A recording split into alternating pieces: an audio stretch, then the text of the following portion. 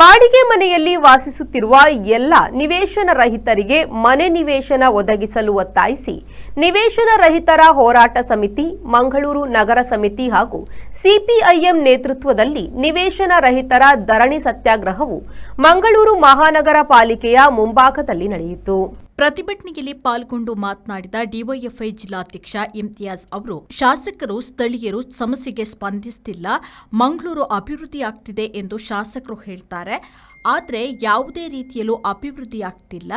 ಸುರತ್ಕಲ್ನ ಇಡ್ಯಾದಲ್ಲಿ ಅರ್ಧದಲ್ಲಿ ನಿಂತಿರುವ ವಸತಿ ಗೃಹ ಪೂರ್ಣಗೊಳಿಸಿ ಕೂಡಲೇ ವಿತರಿಸಬೇಕು. ಶಕ್ತಿನಗರದಲ್ಲಿ ನಿಯೋಜಿತ ಕಟ್ಟಡದ ಕಾಮಗಾರಿ ತಕ್ಷಣ ಪ್ರಾರಂಭಿಸಬೇಕೆಂದು ಒತ್ತಾಯಿಸಿದರು. ಪ್ರತಿಭಟನೆಯಲ್ಲಿ ಮುಖಂಡರಾದ ಸಂತೋಷ್ ಬಜಾಲ್, ದಯಾನಂದ ಸೇರಿದಂತೆ ಮೊದಲಾದವರು ಪಾಲ್ಗೊಂಡಿದ್ರು.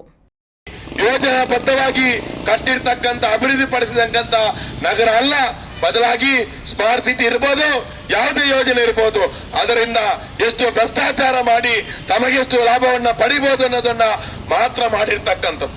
ಈ ರೀತಿಯಾದಂತಹ ನಿಮ್ಮ ಆಲೋಚನೆಗಳು, ನಿಮ್ಮ ಯೋಜನೆಗಳು ಬಡವರನ್ನ ಇವತ್ತು ಬೀದಿಗೆ ತಂದು ನಿಲ್ಲಿಸಿದೆ. ಬಡವರು ಇವತ್ತು ಬೀದಿಗೆ ಬಂದಿದ್ದಾರೆ.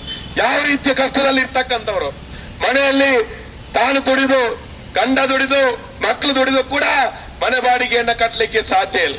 ತಮ್ಮ ಮಕ್ಕಳಿಗೆ ಕಷ್ಟಪಟ್ಟು ಓದಿಸಿದ್ದಾರೆ, ಅವರಿಗೆ ಕಾಲೇಜ್ ಕಳಿಸಿದ್ದಾರೆ, ಅವರ ಮಕ್ಕಳ ಕೈಯಲ್ಲಿ ಡಿಗ್ರಿ ಇದೆ, ಸರ್ಟಿಫಿಕೇಟ್ ಇದೆ, ಏನ್ ಕೆಲಸ ಮಾಡ್ತಾ ಇದ್ದಾರೆ ಅಂತ ಹೇಳಿ ಶಾಸಕ ಭರತ್ ಶೆಟ್ಟಿ, ವೇದವಾಸ್ ಕಾಮತ್ ಯಾವತ್ತಾದ್ರೂ ನೋಡಿದ್ದೀರಾ?